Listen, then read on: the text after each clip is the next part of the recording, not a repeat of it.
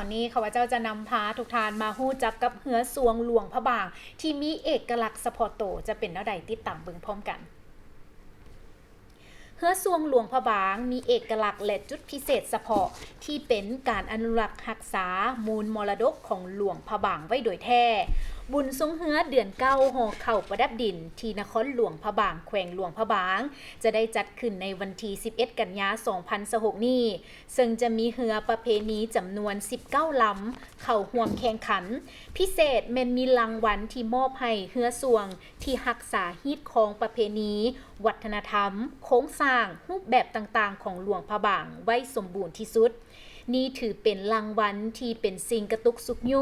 ให้เหือสวงในหลวงพระบางรักษาได้ถึงรูปแบบของบรรพบุรุษไว้ให้มันคงบ่ลงไปกับรูปแบบที่หวังเอาชนะด้วยความบางความไว้อย่างเดียวแต่เป็นการอนุรักษ์รักษามูลมรดกของหลวงพระบางไว้โดยแท้และทั้งการจัดตั้ง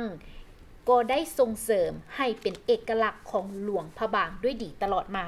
และนอกจากนี้แล้วก็ยังมีวิธีของการ